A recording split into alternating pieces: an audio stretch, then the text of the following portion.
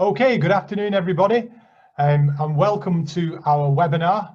This is our first webinar together, and I think it's Avril's first in total, and this is only my second one. So please bear with us, and we will try our best. But use the chat function if we do mess up a little bit to try and help us through it. So really appreciate everyone coming today. We were overwhelmed with the amount of people that had signed up for the webinar. We've got people from all over the world. We've got people from different education phases, people who teach lots and lots of different subjects. So we're really overwhelmed, and we just want to welcome everyone to this webinar on how to engage at the start and how to assess at the end. So I'm just going to give a little bit about myself, and then Avril will do the same. And then I'll tell you what we're sort of going to cover in today's webinar. So my name's Gary Talbot, even though it says elementary technology on the host name. I've been a teacher for over 10 years as a science teacher in secondary schools in the UK. And during that time, I've been assistant head of science. I've been a lead practitioner in science, and I've also been an assistant head teacher as well. So that's a little bit about me. Avril? Good afternoon, everybody. My name's Avril Townson. I'm a science teacher as well. I've been a second in department, head of departments and lead practitioner as well. And I teach in the UK. Okay, thank you, Avril. So what we're going to do in this webinar is we're going to look at, as we call them in the UK, starters and plenaries, or when we sort of trained, and there used to be this model of having a three-part lesson. So it's basically activities that you can do at the start of your lesson and activities that you can do at the end. Now, the title's a little bit misleading because some of the activities that you might do at the end, you could do halfway through the lesson. So you don't necessarily have to do them at the end. Just traditionally, plenaries were seen as doing towards the end of a lesson. So what we're going to do is we're going to go through some different ideas that sort of myself and Avril have gathered over the years, and we've used in our own classrooms with various different groups, and we want to sort of share them with you. Some of them you might know already, and that's great. Some of them you might know but have forgotten, and it's good just to refresh stuff. When I was going through this, there was some which I'd looked at and thought, you know, I've not used that one in years, and that's a really good one. Or some of them might be completely new, which is you know, fantastic. What we'd like you to do as we go through the presentation is there's two sort of functions in Zoom. We've got the Q&A function. So if you've got any questions that you want to ask us, we're going to run this webinar for about 45 minutes if we get that far. And if you've got any questions, please put them in the Q&A section and we will answer those at the end. So just put them in as and when you come up with the questions. And then also the chat function, which a lot of people are using and saying hello and where they're from. What we'd really like you to do is an opportunity to share ideas. And myself and Avril, we are science teachers predominantly. So some of the activities that we're going to show are ones we've used in science to teach our science, but they're very generic starters and plenaries that you can use.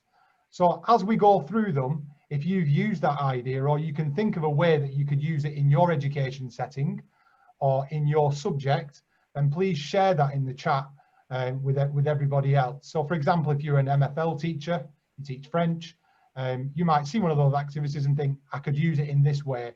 And there might be other French teachers that are in this webinar that might value you sharing that idea. So please, when we're going through each activity, if you can think of something or where you've actually used that one, please share it in the chat function. So that's sort of the basics out of the way. The first webinar I did, we had a massive thunderstorm and there was a lightning storm that actually blew up my Wi-Fi box and I cut out. So hopefully that won't happen today because the sun is shining. So fingers crossed, and hope that doesn't happen with Avril either. So first of all, as a good person doing a webinar should do, always start with a quote. And this is a quote I always like.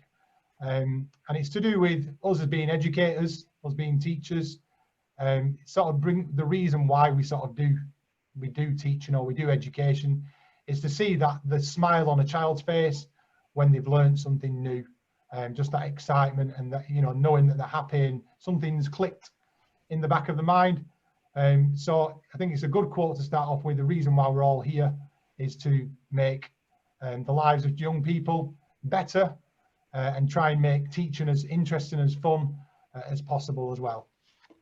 So first of all, what I'd like you to do, a little bit of audience participation to start off with. So I put a question on the screen. What makes an effective starter? So what we'd like you to do now is in the chat function, if you can, it's going to give you 2 minutes as a typical teacher would do, but really only give you 1 minute. In the chat, can you just put down what you think makes an effective starter? Some people have started already. Even say go yet. Go.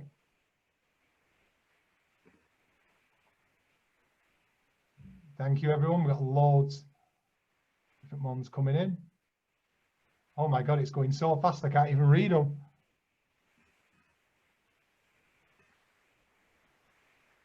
So you've got another minute, folks, to get your answers in.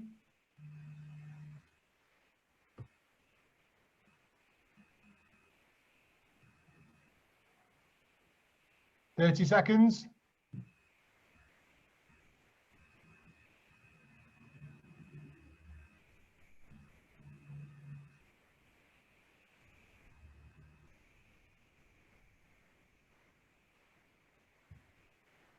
Okay, everyone. So we've got some really, really good ideas there. And myself and Avril had a think about this as well. And these are the sort of things we came up with. So first of all, it's got a purpose. So you don't just do some random thing that doesn't link at all to the lesson. There used to be years ago brain gym and stuff like that, which people used to do. But I think as an effective start, it should have a link and a purpose of something you want the kids to, or the pupils to link to the lesson straight away, or link from a previous lesson. Engagement, I think a lot of people put that.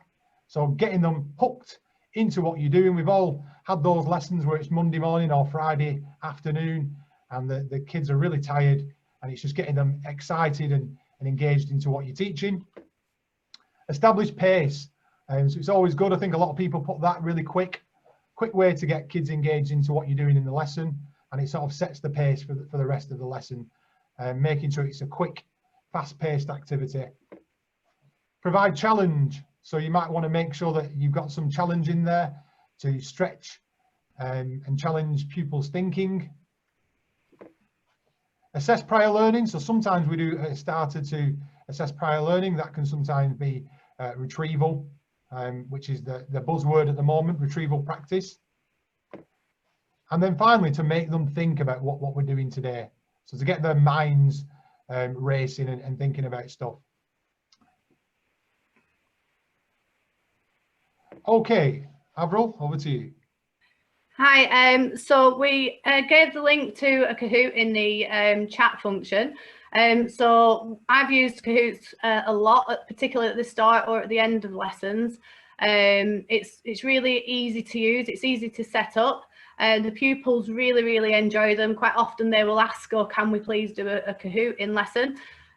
One bonus at the moment is that you can get the premium membership free at the moment until schools in the UK fully open. So I would take up on that as soon as you can. The benefits of the premium one is that you can get different types of questions to ask the pupils.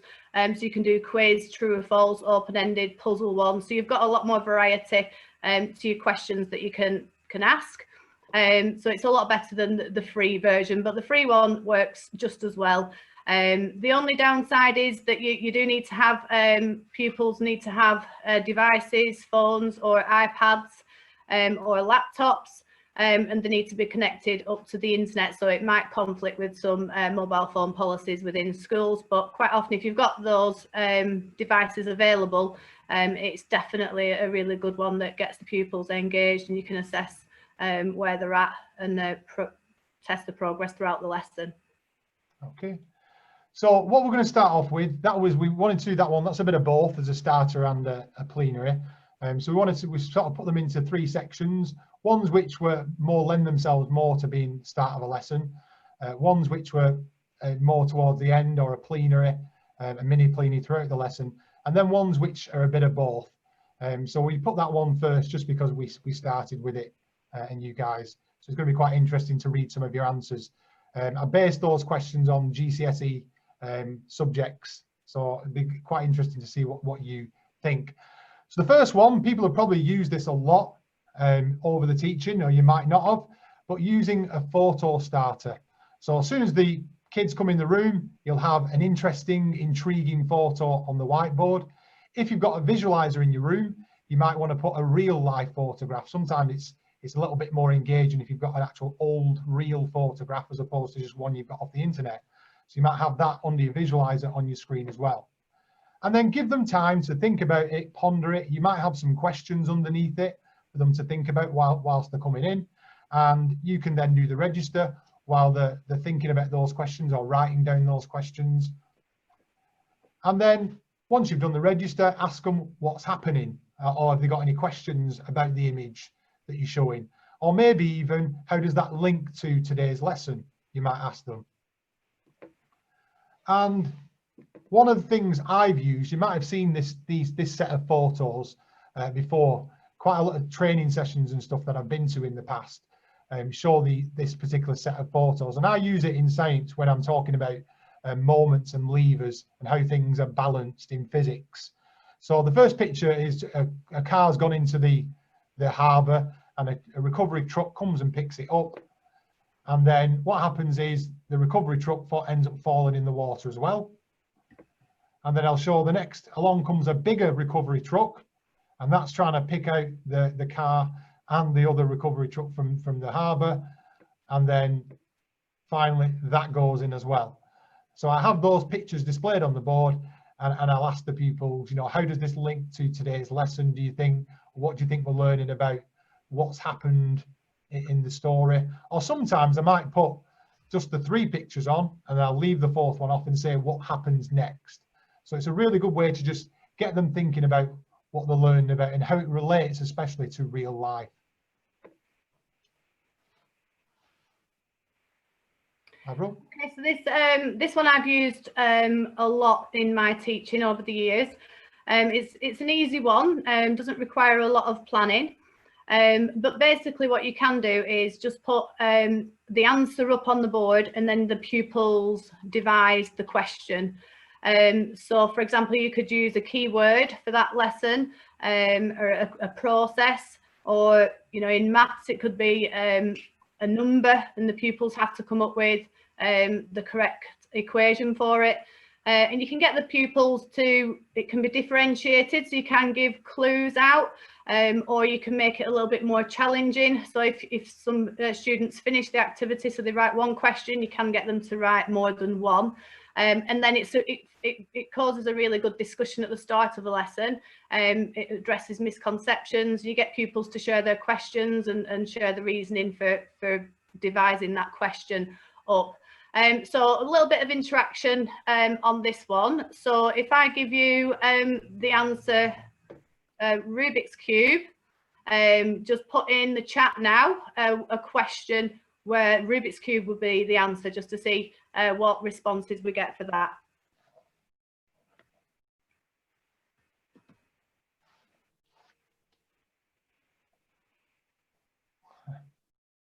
That was a good one. What's the most annoying? That is a good one. I like that one. Yeah.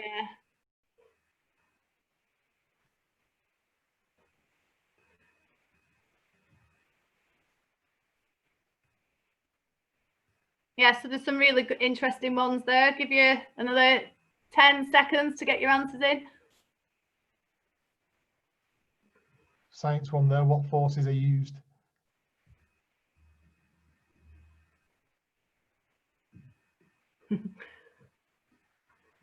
Peel the stickers off to get the right answer. That's a good one.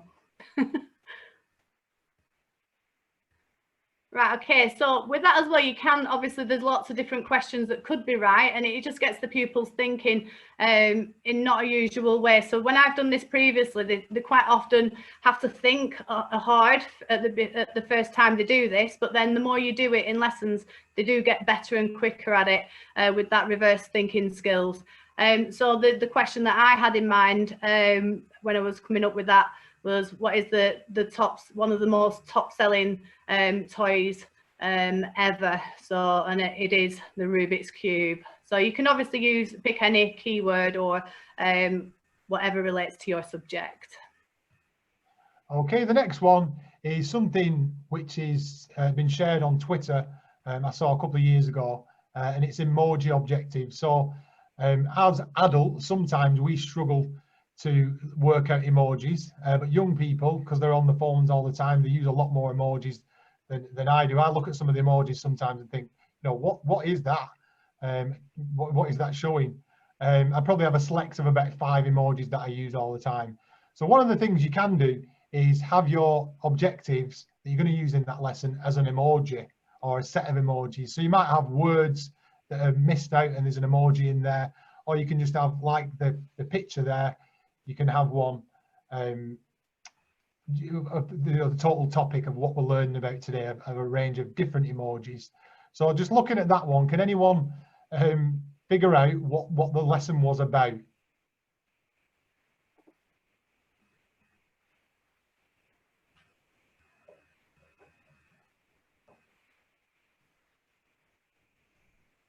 Yeah, got a couple of good answers.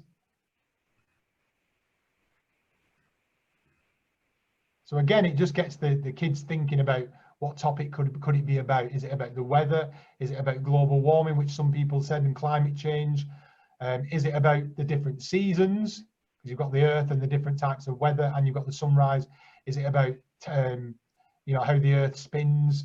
So this was a geography lesson, so I think it was about seasons originally, and looking at the sun rising at different times and stuff like that. So that's another one that you can use dead quick, just as they're coming in, while you're doing the register and they're sitting down, just to get them to think. Right, this one, Mission Impossible. It's you can have this set up prior to them coming into the lesson. It does take some time to set up, but you can provide all the pupils with an envelope with it labelled on with top secret, so you can stamp it. Just makes the lesson a little bit more exciting on entry, and get the theme round that you're all going to act as secret agents. So you can have a variety of activities within the envelope. So you might want to do a card sort or a matching activity, and you can differentiate it. So you could give your higher ability pupils different tasks. And the idea is you make sure that the pupils keep it top secret, so they don't share any of their answers. And say if you've got 2 top ability groups working within your class, and once they've completed it, they can swap, and you can get them to do the other activities. So you've got a wide range of differentiated tasks all taking place at once at the start of the lesson. So in English, you might want to match some quotes. In maths, you might want to do matching fractions with decimals, or a sequencing activity. So anything where it requires like a cut and paste or a sorting activity, you can do that. It's good for differentiation, and it just gives it a bit of a exciting entrance to the lesson, so that they think that they're doing something that's top secret, and they get to play the role of being like a secret agent as well, and keeping all their answers secret. This one, bumps, is a little bit like it's a variation of musical bumps. So you can start off with the full class standing, and then you might want to, if for example in English you're reading through a page of text or a paragraph of text, you might want them to sit down if they hear like a verb or a noun, and then you can have a competition to who can be the last one standing. So if they sit down at the wrong time, then they get eliminated. So you could do that in maths. You could put some sums up on the board if they get if there's a one that's wrong, they're to sit down, and you can do that at different stages so that they can work out whether they've got the right answer or not. So it gives a bit of competition. So the boys tend to like this one because they want to win. So you can do it with lots of different, it might just be a keyword that you want to emphasize in that lesson, and use it for that. Okay, next one is something called relay. Now, this works really well, or a lot better, if you have a small group. But it's again a little bit of competition between two sets of groups. So what happens is you would divide your board into two halves. So if you've got a visualizer that's got the function of having two separate documents showing on the screen, then you could use that. Or you could just print out an A3 sheet or something big and stick it onto the board. And what you would do with that is you might have text that's written on there and you would stick it to the screen. It just needs to be easily read from a distance when they're standing back, so they can see it. What you would do then is you get pupils to line up in two groups, in two rows, and the teacher would then say, right, everyone, run to the board and then identify a mistake in that text, or it might be highlight the keyword which is linked to today's lesson in that text, or correct a mistake, or work out a maths problem. So it could be anything, a task where you're asking them to do it one by one. And then it'd be the first team who's finished all the correct answers on the sheet, going back and forth. So once one person's been to the board, they've done it, they go to the back, and then the next person, and so on and so on. So it's dead quick. You just need to print out some questions or mistakes or whatever, stick them on the board, and have two classes competing against each other to finish the activity to start off with. So again, it could be, if you know, for example, in science, we might want to do a literacy starter. So we give them some scientific text and we ask them to look at the spelling mistakes, the key science words, or the grammar mistakes. Or you can even do it with labeling diagrams where they're running and labeling different parts of the diagram. So another little quick activity where you're passing over the ball pen each time, and another bit of competition, which boys particularly seem to like a lot more. The next one requires you to have a little bit of props that you need to get. They're quite cheap to buy, and it's something called question poker. So what you would do as a teacher is you'd buy yourself 2 packs of playing cards. You'd have 1 pack which would stay on your desk all the lesson, or it might be in your drawer or whatever at the front. And then you'd have another pack which you'd open and you'd have it in your pocket throughout the lesson. So this is something that you can start off with at the beginning of the lesson, and you can do it throughout the lesson just to keep them engaged. So what you could do to start off with is you just go around and just give out a few random cards. Now it doesn't matter what's on the card, if it's a Queen of Hearts or a clubs or a 7 of clubs, that doesn't really matter about what the card is. So you give out just a couple of cards at the start, and pupils at this point will be wondering, you know, why is the teacher giving me a card? You know, what's this to do with? So you can either tell them if you wanted to what it's about, or you could leave them guessing. So the mystery might, you know, you'll get them asking you, why are we doing this? Why are we doing this? And then give them out in the lesson however you feel. So there's a couple of different ways that you could hand out cards to students. So for example, you might give 1 to 3 cards to a pupil for a correct answer to a question. So you might be doing a questioning sequence and someone gets an easy question right, so you'd walk over to that pupil and you give them a card.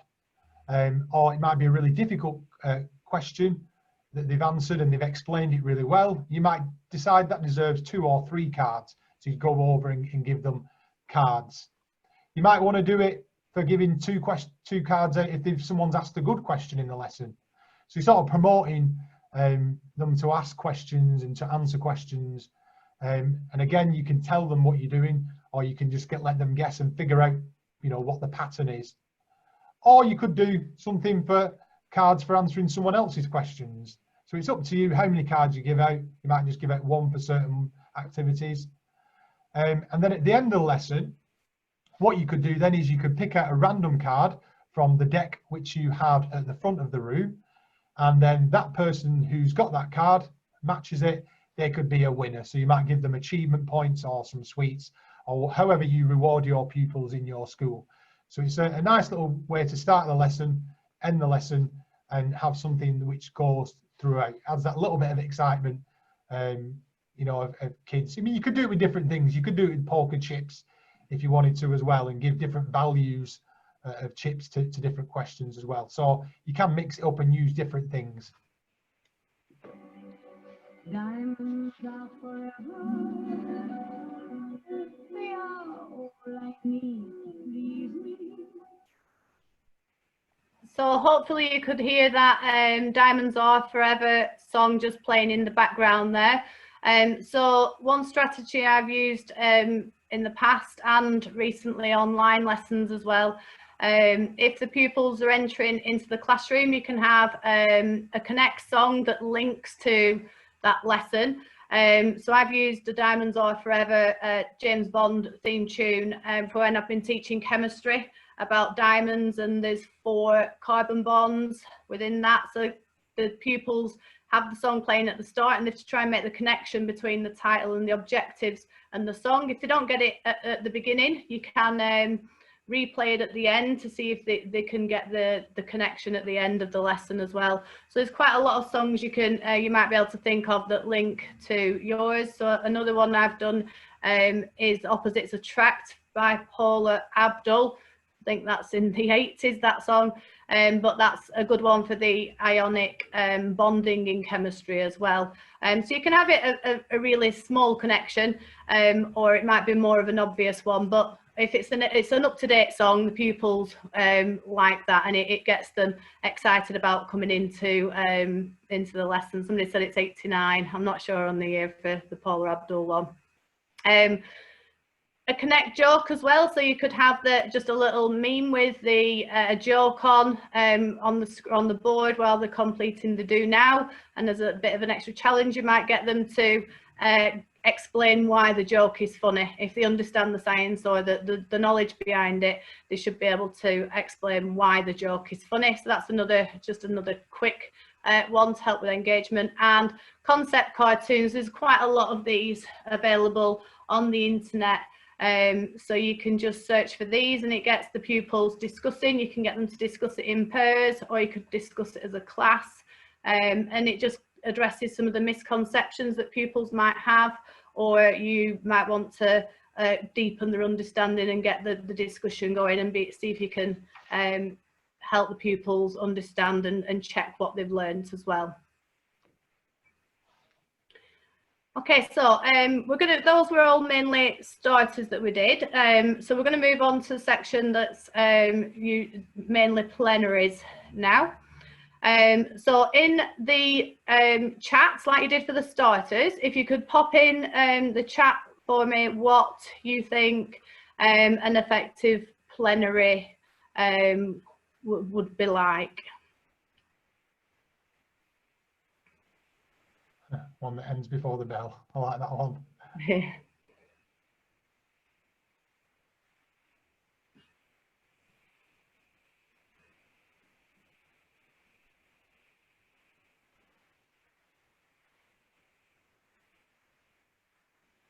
think someone had a question earlier as well about the recording. So we are recording this session, so we will send this out as well at the end.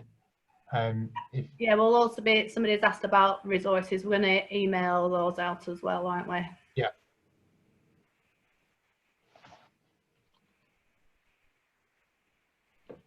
Right, we're getting loads of really good responses there. So what we came up with, so they don't have to be at the end of a lesson. So if you've done an episode of learning, you might want to do like a mini plenary.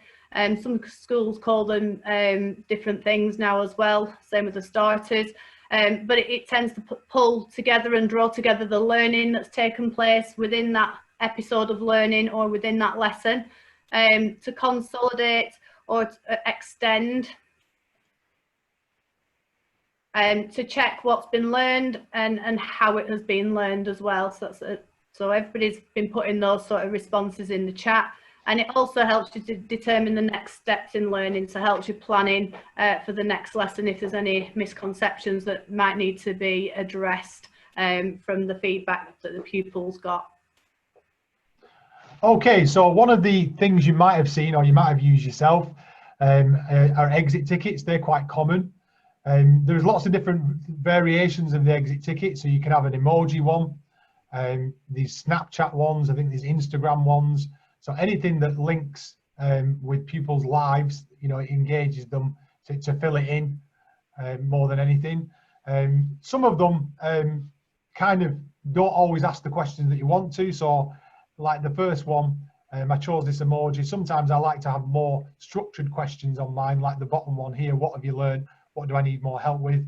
As opposed to just having a feeling as such. But you can adapt them, you can edit them. All these different templates, we've got them, and we'll share them with you at the end of the session. A variation on that is boarding and departure cards.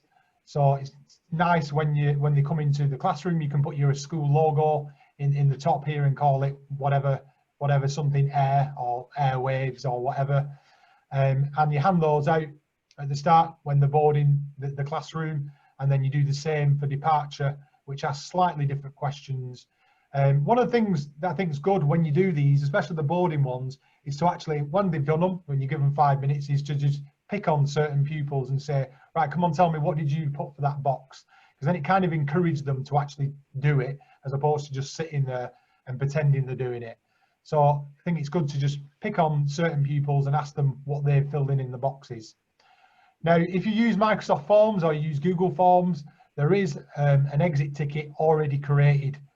So for home learning, it's great after the lesson, just send it out and get them to fill it in, so you know that maybe you have to go over and reteach some of the stuff that you didn't get through last time, or help you with your planning for the next lesson that you're going to carry out.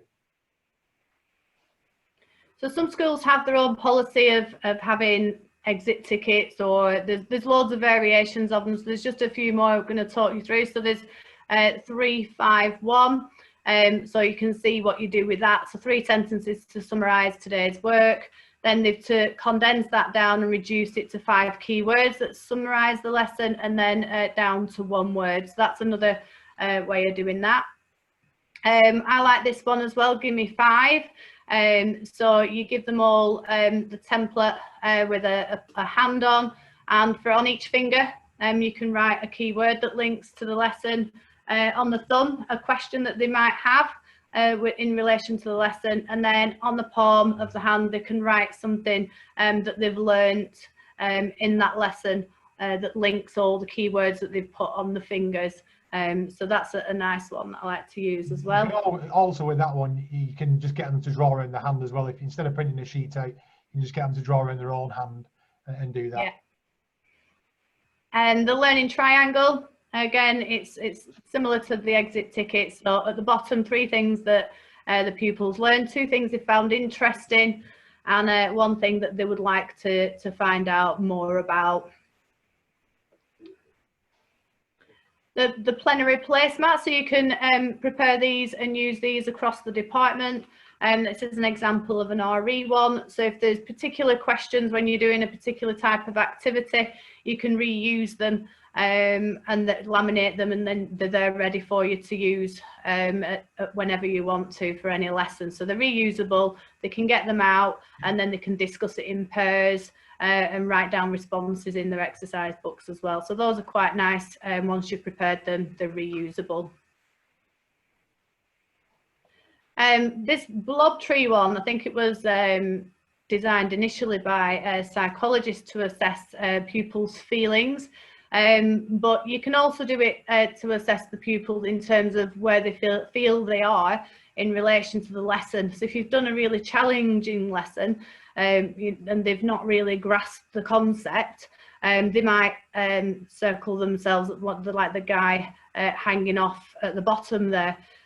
Or if it's a lesson where they feel like they've mastered it, they'd be at the top of the tree. And it gets the pupils into discussion again. If you get them in pairs and groups, they can circle where they are and they can discuss why they're not there. Then they might want to support each other on how they can get up to be higher up on the tree, so that they've understood what the lesson was about. Okay, next one is something called Message to Me. Traditionally, I used to do this when I first started teaching, using just paper and envelopes, which are quite cheap to get from the shop.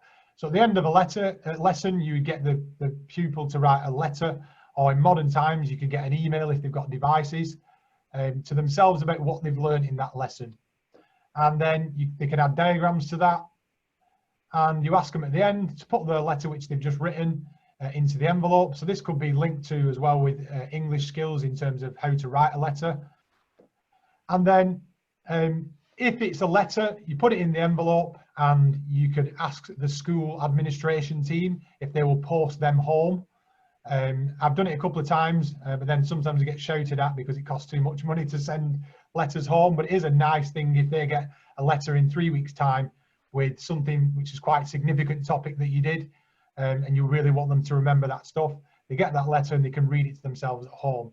Or if it's an email, you could just use the scheduled emailing system, and you could just forward that back to the pupils in 3 weeks, 2 weeks' time.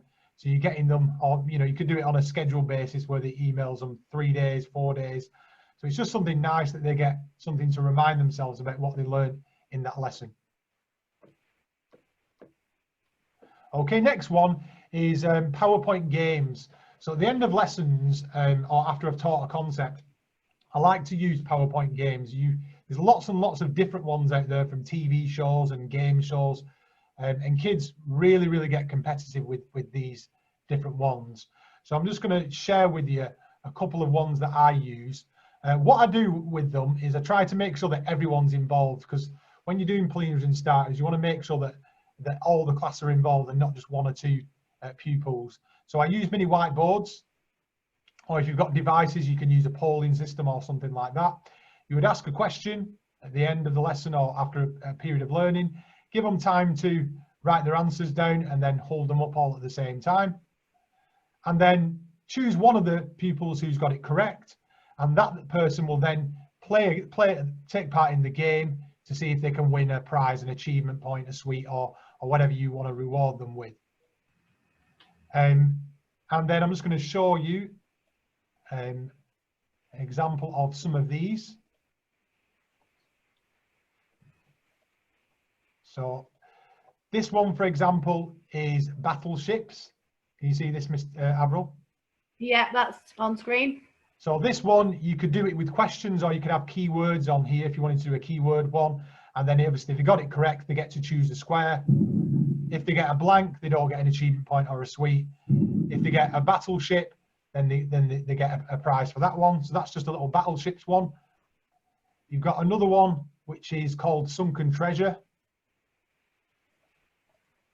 And this one's got 10 different game boards, so they can't remember where it is unless they write it down and really clever. So with this one, you've got a square of 36 squares, and if they get it correct, I normally give them 2 squares, and behind one of these squares will be some treasure. So that pupil would win a prize. So you just go through the numbers, click through, and as you can see, it's took quite a long time to actually find the treasure. Sometimes they find it straight away, then you just choose a different game board. Another one, if you're from the UK, you might remember this show called Strike It Lucky. And with this one, you've got you've got a column, and you do a question for each sort of column. And you get them to choose a top, a middle, or a bottom square if they got the question correct. So for example, if they went for the top square, they get an arrow, which means they get the prize. If they get a hot spot, they don't win anything. Or if they get a question mark, then they have to answer another question in order to get the prize or the achievement point. And you'd move along like that until you got to the end. And then lastly, there's also a game show called The Cube. Kids absolutely love this one. And what you do is, if they get a question correct, they get a chance to step in the cube and play a game. And there's 4 different versions of this with different games on it. So the first one is a game called Calculate, and all they have to do is count the amount of squares that appear on the screen. So if I click that, they've just got to count the number of squares that come on. Some of them are quite easy challenges, some of them are really hard. Not even I can do them sometimes. And then it will come up with an option. Let's go for 27, that was the correct answer. If it wasn't, it would go red, etc. So there's some games that you can play in your lesson. Let me just share that again. Which adds a bit of fun, a bit of excitement, competition, and they love it. Another one is you can get a cheap sticky dartboard. I'd suggest you wouldn't use a real dartboard, health and safety and stuff, but you can get the ones which are Velcro and stuff, and you can do this throughout the lesson or at the end of the lesson. Again, if you ask a question, they get to come and throw a dart. And most modern toy dartboards have points on, and they have the traditional dartboard as well. So kids who get the most points at the end win a prize or an achievement point or something like that. Now we're going to look at a bit of both, so activities that can be used as starters and plenaries. This is making me quite hungry. Texas chocolate cake. I think there's someone here from Texas today as well. I've never had a Texas chocolate cake. I wonder if it's nice. So the first one is something called chocolate bar. I'm getting even hungrier. So you can do this on A3, A4 or A2 paper. And what you do is you get the pupils to fold up the paper into squares so that it creates 8. Now you can, yes, we've got the templates for all of these and we'll send them out to everybody. So you can fold up the paper, you can have it in 16s, 8s, whatever you want. And then you get them to, in each of the blocks of the chocolate bar, you get them to do a number of things. So you might just want them to get right keywords, and then you get them to go around the class and get other pupils to write the definitions of the keywords for those boxes. You might want to do command words. You might want to do common questions, typical mistakes. So you might be showing an exam question and saying, what typical mistakes would there be in this? Write one of each in each of the boxes. Key facts, exam questions, websites, page references, additional info. Or you could even do one, if you're doing a revision of a whole topic, you could have one box for each thing. So you have one box for keywords, one box command words of the exam question, one common questions, etc., etc. So you can either get them to go around and answer each other's questions or just as a revision exercise on their own. Right, okay, so this one's called Do It Yourself, Will You? So on entry to the classroom, you can give the pupils a sheet of paper, and you need to stress that it's anonymous. So they write a question and an answer on the sheet that's linked to the previous lesson, and then the pupils get to screw it up and then throw it in a box. You can walk around the classroom, try and catch it, or use some sort of bin or whatever you want to use. The pupils chuck it in there, and then you take one out, and then you pick one, you read it out to the class, and then if the pupils have got mini whiteboards, they can write their responses on there. And well, you read out the answer and they decide the question and the answer, sorry, and the pupils decide whether the answer is correct. And then what you can do then is probe the pupil. So why do you think that's right? Why do you think the question's wrong? So the pupils don't get embarrassed if they've written a question with the wrong answer. It might be that that's a question that they actually wanted answering and they might have been too shy to ask and put their hand up in lesson. So you can address misconceptions and you can probe the pupils and deepen their understanding by checking, asking pupils when they've shown the response on the whiteboard, by asking them more probing questions to deepen their understanding. Okay, next one is the traditional game of rock, paper, scissors. So you can see this is an example one for it's rocks and weathering in geography and in science. So you get them to play the game. Each student will have work in pairs, and they will have a sheet which has got questions on one side and then the answers on the other side. And they have a go at the game. Whoever gets the correct thing, so if they got a rock and it breaks the scissors, they get a point.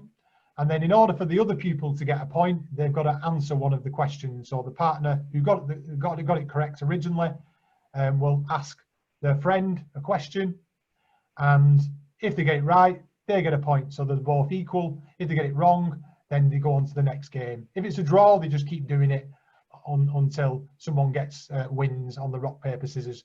So a nice little game, which is linked to revising over stuff and going over knowledge that they might have done in the lesson, or it might be something that they've done over several lessons or a topic, and it's just revision. So this silent debate, that's one that I've come across just in the past couple of years. When I tried this out for the first time, it was really interesting what the pupils were putting down. So I used it at the start of a topic, and then I just put the title in the middle of some flip chart paper, and then I got pupils to write down what they knew about that. So straight away, if the pupils have to be in silence. What I did, I put them into groups and then gave each group a different coloured marker pen to use. So they would start off at the one desk and write what they knew about it on the sheet that they've got in front of them. Then you ask them to move around the table, because each group will have put different responses down.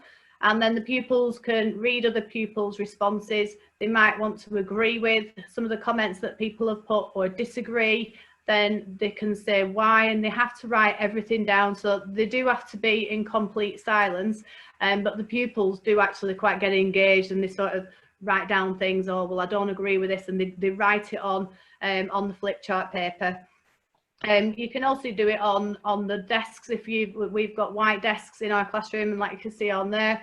So you can just get them to write on with whiteboard pens if you wanted to as well, and then just clean them off at the end. But it's good to use different coloured pens, because then you can see which group have put what responses. But you don't have to do that, but there's different variations of doing it, but I find that quite good. Okay, next one is tarsier puzzles. These work really well with boys in particular. Boys like to do little puzzles and games like this, and again, a bit competitive. So you can actually download some software from the internet. The link we'll send in the PowerPoint, and you can make your own, whether it's maths ones, it's definitions and keywords, it's questions and answers, and they've basically got to match the answer from one side to the answer, the question, for example, on another one. And they've got to fit it together. There's all different shapes that you can do it on, like a pyramid or a hexagon or whatever, and they have to put the puzzle together to make it work. So it's another one. They could also make their own. So if you really want to challenge people, get them to make their own, which is quite a difficult thing, and you just cut out a template of something and get them to do their own. This is another one that the pupils enjoy. It's called Dice Questions, so on the grid I've put a blank one on the screen there, so you can write any question or type any question into each of the boxes, or it might be that you want the pupils to do a particular activity. So the one on the coloured one there is one from history, so they have to link the connection with the word to World War I. So you can do it different ways. I usually have it at the end of the topic and put some of the typical misconceptions or the common exam questions that would come up. So the pupils can work in pairs or in groups, roll the dice. So if they get a 1 and a 2, they would then obviously answer the question that corresponds with that grid. You can use normal dice, but just to ease the noise, if you use foam dice as well, that just makes the classroom not as noisy, and they tend not to ping around as much as well. Okay, next one is something called Showdown, and this is from Kagan, a Kagan structure, and I've always found that kids absolutely love doing this activity. So what you would do is you would get kids into groups of 4. One person would be the quiz master, or the person running, asking the questions, and the other 3 are the contestants or the players in the game. Everyone would have a mini whiteboard each. The quiz master will get given a sheet with questions and answers, so if you want to do it quickly, you prepare that in beforehand, or if you wanted to do it challenging, you get the quiz master to come up with the questions, then swap them with another group. And then it's like a little bit of a quiz that they have amongst themselves. So the quiz master would read out the question, pupils would write their answers secretly on the whiteboard, and then when everyone's ready, he would shout 3, 2, 1. They'd all hold up the whiteboards, and then the quiz master would have their own whiteboard, and they do sort of a tally of the score. So they might have John, Jessica, whatever, and it's a sort of a quiz of who gets the most correct during that quiz. So they really, really like doing that because it's them taking control as opposed to the teacher doing the quiz. Okay, so this is called the question matrix, or sometimes referred to as the question grid. So you can put this up on the mini whiteboard, on the whiteboard, sorry.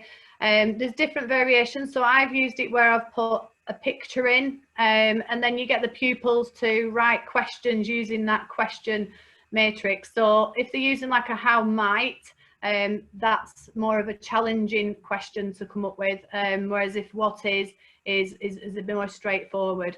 So I've adapted these grids and made it into more of a competition during lesson. So pupils might want to ask more than one question and make a list, and they get points for each. So if they said what is question, that would be like worth 2 marks, but if they do a how might, that would be worth 12. So they can ask, write a variety of different questions, ask each other, but to add the competition element, I would ask them to work out how many points they've got. So it adds a bit of numeracy to it as well as the literacy. Okay, another one is a classic game called Splat. Now, this one is kind of not necessarily all the kids take part in this, but it's a great way of having a little competition between 2 pupils and then sort of have a winner stays on. So this template, which I got, was off the internet a long time ago. You would put your keywords in here, and you would ask the class, or you'd ask 2 people to come up to the front on the board, and you would ask the question, and then they've got to find what the answer is, and they've got to splat it with their hand on that answer. And the first person to do that would win. And you could do winner stays on, so then another people would come up and challenge them, or you could just get them both to sit down and get another 2 people up and get them to do it. So try and get as many people involved in it as you can. It's quite interesting. Some of them just splat the whole screen because they don't really know, and that's good because it tells you that they don't understand that particular question.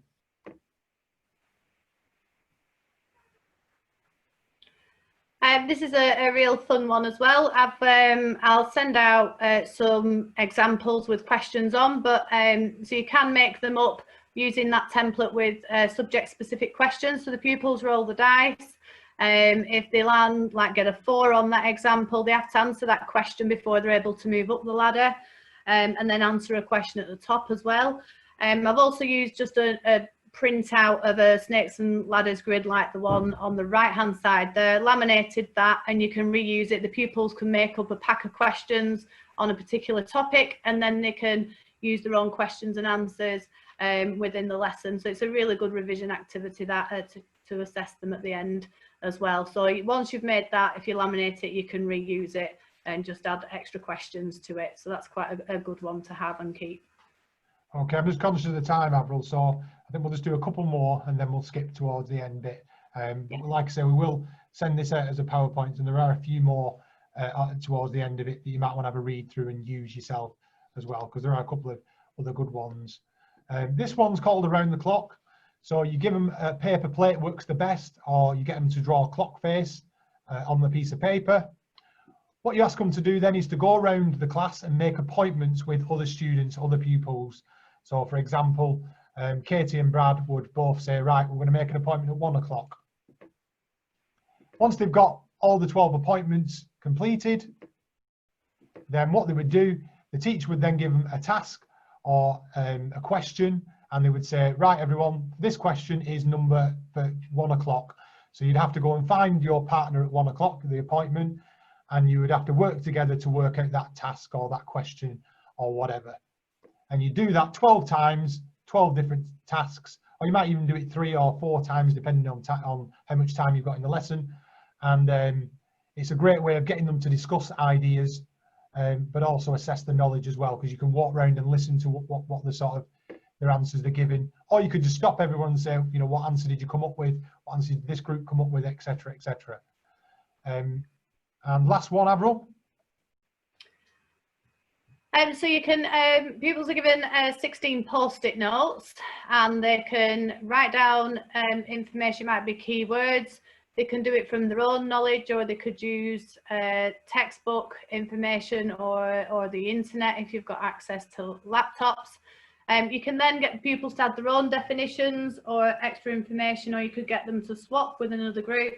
And then what you ideally want the pupils to do is then arrange the different post-it notes side by side, the ones that link, and then to take it a step further, you can get them to arrange them so that you've got post-it notes that are above and side by side that are all linking, and the pupils can then communicate whether they what the connection is. And then they can use that once it's all complete to maybe write a summary or complete an exam question, or write a paragraph about that, whatever it was, the keywords that linked to. Okay, so there's a couple of others here. Spin the table we'll leave these in the PowerPoint for you to have a go at, to have a read through yourself, obviously conscious of time. We didn't really realise how long it would take. So just want to say a big, massive thank you to Elementary Technology, who are a technology company based in the UK. They do lots of different resources, visualizers, whiteboards, interactive screens. They do safeguarding stuff, training stuff. They are absolutely fantastic people. I'm doing the YouTube plug thing here that they always do on YouTube. They're really, really good guys. They help you out. Really good prices as well. They're also running their own seminar on a webinar on the 9th of July, this Thursday at 3:30. So if you're in the UK, they're looking at how you can use the DFE funding to look at how you can get back that lost teaching time using technology. So if that's something that interests you, get on the website. We're really appreciative because they've let us use the webinar Zoom software, which does cost quite a lot of money. We didn't want the traditional where everyone's all on. Sometimes that's good, but when you have a big group, it can be quite hard to do it. So thank you very much for them using it. And they've also offered to give us something else, Avril. Yeah, so we really, really want your feedback. That you got the opportunity to win yourself a visualizer for your classroom that's worth £199. So everybody that will complete the feedback sheet, you'll be put into a draw, and at the end of the week, we'll email out all the resources and also the winner. So we really want your feedback to be 100% honest, please. Even if you're the nicest person in the world, we really want you to help us feedback and improve. It's my first webinar, so I really want to improve on the next one. We also want you to give us any ideas as to what you would like us to maybe do the next webinar on.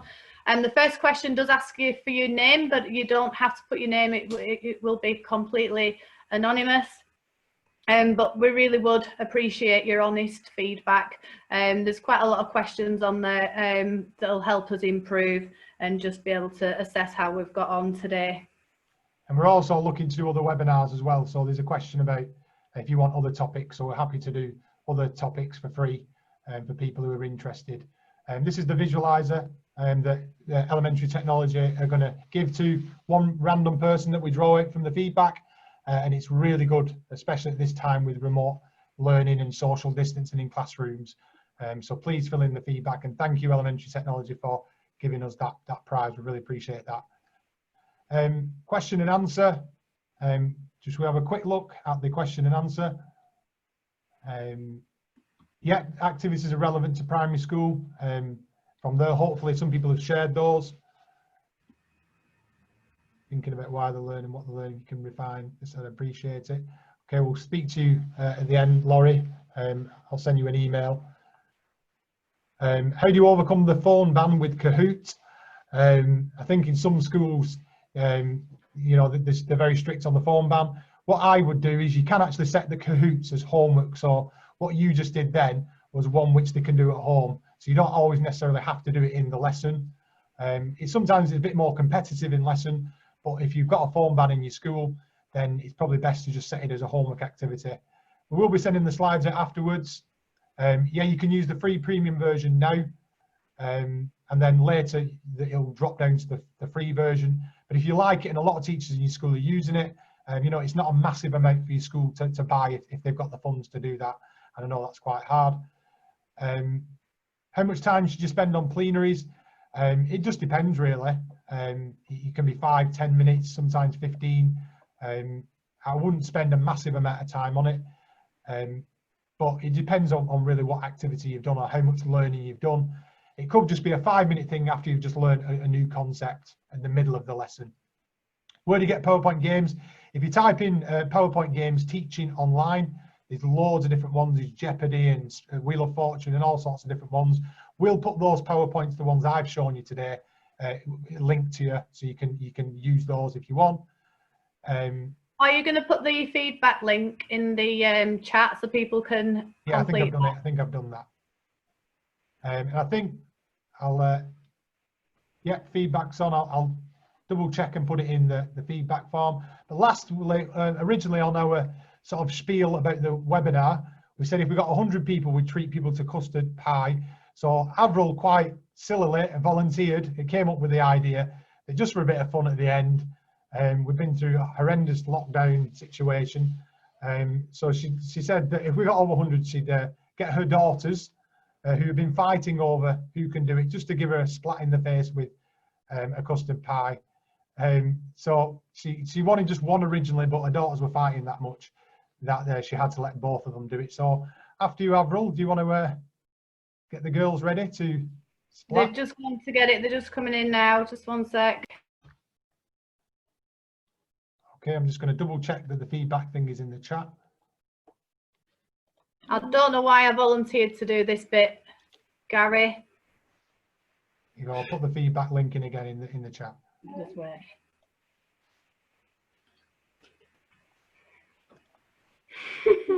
Right, off you go. Just do it. Right. Yeah, just do it. Oh. There we go. Oh, God.